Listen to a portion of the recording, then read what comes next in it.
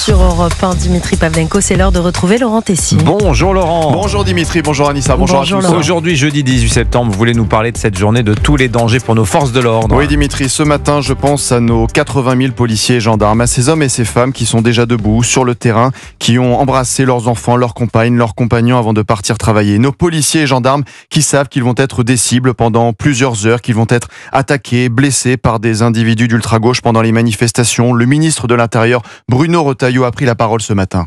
Nous attendons des milliers, sans doute 5, 6, 7, 8 000 ou plus peut-être, d'individus qui peuvent être dangereux, qui viendront pour semer le désordre. Et aujourd'hui en France, nous assistons à une violence organisée. Nous savons que tel jour, des individus ultra-gauche vont s'en prendre à ceux qui nous protègent. Nous nous habituons presque à ces images de violence. Nous nous habituons à voir les commerçants fermer leurs boutiques. Cela devient banal, quotidien, la norme. Alors que non, nous ne devrions pas nous habituer. Je rappelle que 6213 policiers ont été agressés en France l'an dernier. Une haine anti-flic alimentée aussi par des élus, quand par exemple des députés LFI, Mathilde Panot, Thomas Porte, Éric Coquerel répètent ce discours avant les manifestations. La police tue, c'est une réalité. Pas vous rappeler Naël, etc. Où du coup la police tue. D'ailleurs, même la France est championne d'Europe du nombre de tirs qui sont mortels par les policiers. Nos policiers et gendarmes attaqués par une partie de la classe politique, abandonnés aussi par le système judiciaire. À Tourcoing, un policier de la BAC avait été lynché la semaine dernière. Un nez cassé, une dent arrachée, l'agression filmée et diffusée sur les réseaux sociaux. Au total,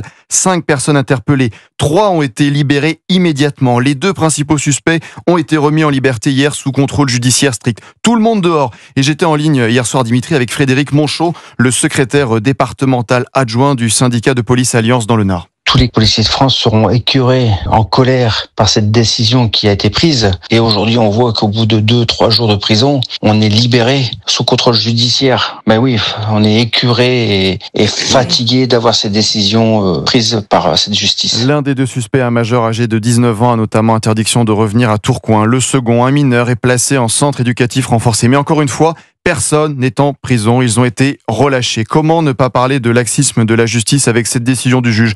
Vous vous rendez compte du message envoyé à tous les agresseurs avant les manifestations? Frapper un policier, vous ne risquez pas grand-chose et même rien du tout, vous ressortez libre. Eh bien, il en faut du courage, Dimitri, pour être policier gendarme aujourd'hui. Ils sont 80 000 mobilisés ce jeudi dans tout le pays avec des conditions qui s'annoncent quand même extrêmement compliquées. Merci beaucoup Laurent Tessier, le rédacteur en chef de Pascal Pro et vous, que vous retrouvez tous les jours sur Europe 1 de 16h à 18h.